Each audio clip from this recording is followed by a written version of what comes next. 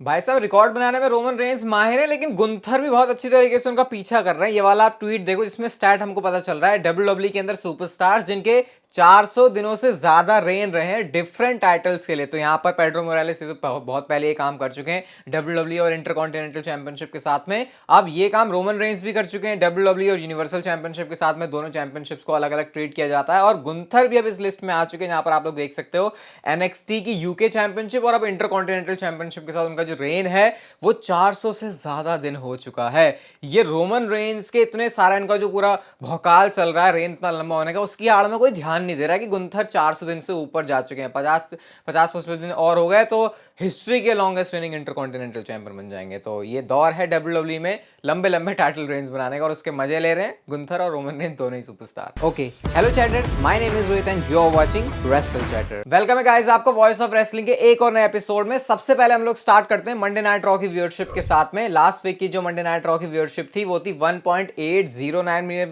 Million viewers और इस हफ्ते की जो व्यूअरशिप है वो बढ़ गई है और 1.881 मिलियन व्यूअरशिप आ गई है। मेरे हिसाब से जो व्यूअरशिप है वो काफी मंडे नाइट रॉ की भी स्टेबल चल रही है पिछले कुछ हफ्तों से। ऐसा नहीं होता कि भाई वो नज़ारे 1.4 या 1.5 के हम लोग देख रहे हैं, जो कि मंडे नाइट रॉ के लिए काफी अच्छी बात है। इसके अलावा गाइस आज एनएक्सटी के एपिसोड में एक बहुत तगड़ा डिसीजन हुआ और वो ये था कि डॉम के पास, डर्टी डॉम के पास चैंपियनशिप आ चुकी है। वेस्ली के साथ उनका मैच था शो के मेन इवेंट में एनएक्सटी में और भाई यहाँ पे हार गए वेस्ली और डोमिनिक बन चुके हैं नए एनएक्सटी के नॉर्थ अमेरिकन चैंपियन। ये मेरे को लग रहा था ऐसा आइडिया, क्योंकि जितने ज्यादा हॉट चल रहे हैं डोमिनिक तो उनके ऊपर ऐसा स्पॉटलाइट है, फिर उनको ऐसी चीजों में डालना डब्ल्यूडब्ल्यूई जब कर रही है तो शायद फिर उसका मतलब उनको चैंपियन बनाना होगा। और ऑब्वियसली मैच का फिनिश जजमेंट डे के सारे मेंबर्स की इन्वॉल्वमेंट की वजह से ही था। फिन बैलर कहीं से आ रहे हैं, कहीं से डेवन प्रीस्ट आ रहे हैं, उनकी तो पिटाई भी हो गई। रिया रिप्ली ने वो जो बेल्ट है ना अपनी वो मारी वेस्ली के सिर में और उसके बाद फिर डोमिनिक ने पिन किया और वो बनते हैं एनएक्सटी के अंदर नॉर्थ अमेरिकन चैंपियन। तो ये बहुत बड़ी विक्ट्री थी।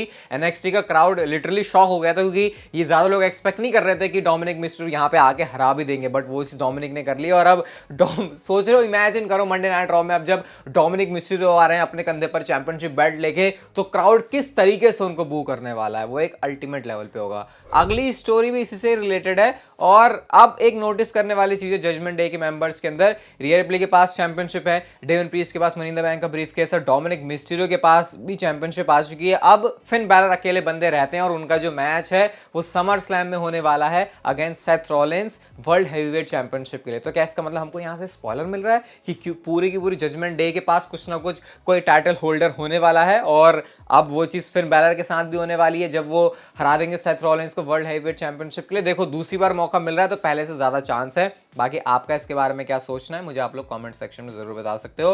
ब्रॉक लेसनर थोड़े बदतमीज किस्म के हो गए हैं। ब्रॉक लेसनर ने कोडी रोड्स को धोया मंडे नाइट रॉ में, उसके बाद उनकी बैक स्टेज से एक वीडियो आ रही है जहां पे वो बात करते हैं कि समर स्लैम में देख लेने की बात करते हैं और साथ में उन्होंने समर स्लैम बेचेस करके बोला, जिसको ऑब्वियसली डब्ल्यूडब्ल्यूई ने म्यूट कर दिया था। लेकिन आई थिंक इतना भी कोई कर्स वर्ड नहीं है जो कि डब्ल्यूडब्ल्यूई इसको म्यूट कर रही है। तो ब्रॉक लेसनर ने तो अपनी जो इंटेंशन है वो साफ दिखा दी है। अभी इसी से रिलेटेड जो अगली चीज़ है वो भी मैं आपको बताना चाहता हूँ। ब्रॉक लेसनर और कोडी रोड्स का मैच जो है वो ऑफिशियल हो चुका है समर स्लैम के लिए। अभी डब्ल्यूडब्ल्यूई ने इसमें स्टिपुलेशन नहीं डाली है, लेकिन गाइस इस बात के पूरे चांसेस हैं कि डब्ल्यूडब्ल्यूई इस मैच के अंदर एक स्टिपुलेशन भी डाल देगी और स्टिपुलेशन डालनी बनती भी है, क्योंकि ऑलरेडी 2 मैचेस हो चुके हैं। तीसरा मैच है तो ये कोरा खाली चला जाएगा बिना स्टिपुलेशन के, तो बहुत सारे फैंस को मजा नहीं आएगा। तो उस वजह से यहाँ पे स्टिपुलेशन डाली जा सकती है। बहुत पहले एक रूमर आया था कि डब्ल्यूडब्ल्यूई बुल रोप वाला मैच इसको कर सकती है। अभी रिसेंट में मैंने उसके बारे में कुछ सुना नहीं है तो कुछ ज्यादा नहीं कहा जा सकता। यार बुमराह ने भी फाइनली शर्म कर ली और पंच शॉट चैनल में मैंने ऑलरेडी वीडियो बना दी है स्क्रिप्ट करके, एडिट करके, फनी वे में। आप लोगों से जाके जरूर देखना, इस समय आई बटन पर होगी या फिर लिंक डिस्क्रिप्शन में। नाच रहे हैं विराट कोहली वेस्ट इंडीज के साथ मैच जो हुआ उसकी बहुत सारी बातें हैं,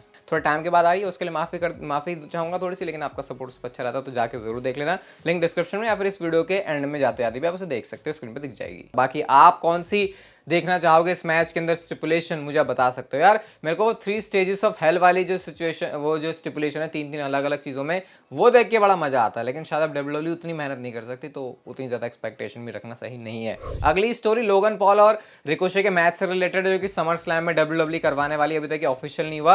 अब इसके बारे में एक रिपोर्ट है कि लोगन पॉल चाहते हैं कि उनका शो के ओपनर में या फिर किक ऑफ के आसपास से डब्ल्यूडब्ल्यूई मैच डाल दे। अब इसके पीछे रीजन ये है क्योंकि डैलस में जाना है लोगन पॉल को अपने भाई को सपोर्ट करने, क्योंकि उनकी बॉक्सिंग फाइट होने वाली है, तो इस वजह से लोगन पॉल इस जुगाड़ को लगवाने में लगे हुए हैं। कुछ ज़्यादा ऐसा खास बताने के लिए नहीं है, लेकिन अगर WWE ऐसी प्रायोरिटी देती है ना लोगन पॉल को कि उनका मैच शुरुआत में डाल दें कि भाई चलो आप जाके अपना मैच लड़ लेना, मतलब अपने भाई को सपोर्ट कर लेना, तो इससे ये भी पता चलेगा कि WWE अच्छे से रेट करती है लोगन पॉल को, मतलब उनकी बातें सुनी जा रही हैं, जो कि हर एक सुपरस्टार चाहता है कंपनी में जो कि WWE के साथ काम कर रहा है। सेथ रॉलिंस की बात करते तो इम्पल्सिव के पॉडकास्ट में आए थे, मैं इसको पूरा अच्छे से बैठ के देखूंगा और भी काफ़ी सारी बातें बताऊंगा, लेकिन अभी एक बड़ी इंटरेस्टिंग चीज़ इस पॉडकास्ट से पता चलती है और वो है डेव मेल्ट्जर की 5 स्टार रेटिंग या स्टार रेटिंग जो मैचेस की लेके आते हैं। मैं कभी उसको बताता भी नहीं चैनल पे, क्योंकि वो मुझे पहले से ही उसका कोई सेंस नहीं दिखता, क्योंकि स्टार रेटिंग जैसे मैं दे रहा हूँ तो वो मेरी है, तो इसका मतलब ये नहीं कि उसको, लेकिन जो डेव मेल्ट्जर की रेटिंग है उसको प्रोफेशनल रेसलिंग में ऐसा दिखाया जाता है कि भाई जैसे यही है, अगर जैसे WWE में टाइटल जीतना होता है ना, वो तो एक्चुअल में WWE में टाइटल जीतना एक बड़ी बात है, लेकिन ये स्टार रेटिंग लेके आना भी मेल्ट्जर की काफी ओवररेटेड चीज है। तो इसी बारे में सेथ रॉलिंस ने बात करी, इवन वो तो लास्ट नेम भी नहीं लेना चाह रहे थे मेल्ट्जर का, लेकिन फिर बाद में उन्होंने नाम लिया और फिर वो कहते हैं कि देखो बंदा बहुत अच्छा है, बहुत टाइम से उसने इसमें काफी सारी अपनी चीजें करी हैं, बहुत सारी उन्होंने अच्छी बातें भी करी, लेकिन वो कहते हैं कि जो मैच रेटिंग्स है वो काफी सिली है। कर्ट एंगल का एग्जांपल देते हुए उन्होंने कहा कि ये ऐसा बंदा है, इसको कभी भी 5 स्टार मैच की रेटिंग नहीं मिली, तो क्या इसका मतलब बेकार हो गया कर्ट एंगल? तो ऐसी चीजों को सेथ रॉलिंस ने एड्रेस किया और मेल्ट्जर की थोड़ी सी छिल दी है और थोड़ी सी छिली भी जा रही है, हालांकि तारीफ भी करी, तो इसलिए मामला थोड़ा सा बच गया, वरना डेव मेल्ट्जर को काफ़ी हेट आ सकती थी इस पॉडकास्ट में सारी बातों के बाद। गोल्डबर्ग के बारे में बात करते हैं तो मैंने आपको कहा था कि इजराइल में गोल्डबर्ग अपना रिटायरमेंट वाला जो पूरा टूर है वो करना चाहते हैं। 14 सितंबर को वो शेड्यूल था ग्लोबल प्रो रेसलिंग समिट की तरफ से, लेकिन अब वो चीज़ सारी कैंसिल हो गई है और इसके पीछे रीज़न आया due to a contract violation. अब ये कुछ ऐसा हुआ कि भाई स्टिंग, रिकिशी, इसके अलावा RVD ऐसे सुपरस्टार्स यहाँ पर आने वाले थे, लेकिन वो कॉन्ट्रैक्ट वाली सिचुएशन कुछ ऐसी हुई कि अब ये जो इवेंट है वो कैंसिल हो गया और थोड़ा सा गोल्डबर्ग को और वेट करना पड़ जाएगा। मैंने कहा था ना, जब गोल्डबर्ग ऐसे अकेले इवेंट करवाने पे जाएंगे, WWE साथ में नहीं होगी, तो प्रॉब्लम्स आएंगी, क्योंकि एक ऑलरेडी जो स्टैब्लिश कंपनी है उसके थ्रू काफ़ी चीज़ें स्मूथ होती हैं, तो ये थोड़ी सी पंगेबाजी चल रही है। देखते हैं कब तक गोल्डबर्ग को अपना लास्ट रिटायरमेंट मैच देखने को मिल जाएगा। पर्सनली मैं बताऊँ तो गोल्डबर्ग को वैसे तो WWE के टाइम में जब वो आ रहे थे काफ़ी लोगों ने नेगेटिव रिएक्शन दिया, लेकिन अभी उनके लिए बुरा लग रहा है कि यार एक टाइम पे इतना हॉट सुपरस्टार है वो कंपनी में और अब उसको अपने रिटायरमेंट मैच के लिए इतना भटकना पड़ रहा है। और ऑब्वियसली WWE इतना तो नहीं करेगी गोल्डबर्ग के लिए कि वो इजराइल में जाके उनके लिए सब कुछ जुगाड़ करे, मतलब इतने भी बड़े तरीके से मुझे लगता नहीं है वो देखा जाता है उनको। हाँ, विंस मैकमैन होता तो फिर शायद बात थोड़ी सी अलग हो सकती थी। हम बात करते हैं पैट मैकेफी के बारे में, तो पैट मैकेफी का नेक्स्ट अपोनेंट कौन होने वाला है, क्या पता समर स्लैम में भी पैट मैकेफी रेसल कर लें, वैसे चांसेस कम लग रहे हैं, लेकिन जो नेक्स्ट अपोनेंट के लिए प्रिपेयर किया जा रहा है पैट मैकेफी को, वो होने वाले मिज, क्योंकि मिज रिसेंटली काफी सारी ट्रैश टॉक कर रहे हैं उनके बारे में। उन्होंने कहा था most overpaid person in sports में जो है वो है पैट मैकेफे, तो ऐसा करके आपको इन दोनों के बीच में एक फ्यूड देखने को मिल सकती है, बिल्कुल इनिशियल लेवल पर है, देखते हैं फिर आगे आगे इसकी कहानी कैसे चलती है। WWE का जो फास्टलेन प्रीमियम लाइव इवेंट होने वाला है उसकी डेट होगी 7 अक्टूबर की, और गाइस इसका जो अर्ली पोस्टर आप लोग कह सकते हो निकल के आ चुका है। Cody Rhodes, Bobby Lashley, Jey Uso, Bianca Belair, Seth Rollins, Rhea Ripley, Becky Lynch, Asuka, सारे सुपरस्टार है। एक जो सुपरस्टार यहाँ पर मिसिंग है वो कोई और नहीं बल्कि वो रोमन रेंस, और हमारी जो अगली स्टोरी है वो भी इसी से रिलेटेड है, क्योंकि WWE का समर स्लैम के बाद जो 2 प्रीमियम लाइव इवेंट्स होने वाले हैं, payback and Fastlane, currently Roman Reigns को इन दोनों ही प्रीमियम लाइव इवेंट्स के लिए एडवर्टाइज नहीं किया है। ऐसा होता है कि बाद में जाकर उनका एडवर्टाइज कर दिया जाए, लेकिन अगर इसी हिसाब से सिचुएशन चल रही है तो फिर भाई चांसेस बहुत भयंकर वाले हैं कि रोमन रेंस मस्त अपने चिल करके एक बहुत लंबे ब्रेक पर जाने वाले हैं और समर स्लैम के बाद वो आएंगे नहीं टीवी पे, उनका एक ब्रेक हो जाएगा। और कहीं ये वही तो नहीं है जो हम कह रहे हैं ब्लड लाइन की स्टोरी लाइन में खत्म, मतलब ओवर हो जाएगी यहाँ से, तो वो ऐसा कुछ होगा कि फिर ओवर हो जाएगी, उसके बाद रोमन रेंस छुट्टी पे चले जाएंगे और उसके बाद में जाके वापस आएंगे। या ये ओवर होने का मतलब ये तो नहीं कि रोमन रेंस हार जाएंगे इसलिए इतनी लंबी छुट्टी पे जा रहे हैं। खैर जो भी है, लंबी छुट्टी है अगर रोमन रेंस की तो फैंस के लिए तो ये बेकार बात ही है, क्योंकि वैसे ही भाई तुम स्मैकडाउन में आने के लिए इतने नखरे कर देते हो और ऊपर से 2 महीने के जो प्रीमियम लाइव इवेंट हैं उस पर ही रोमन रेंस करंटली एडवर्टाइज नहीं है, तो थोड़ा तो गड़बड़ होगा मामला यहाँ पे।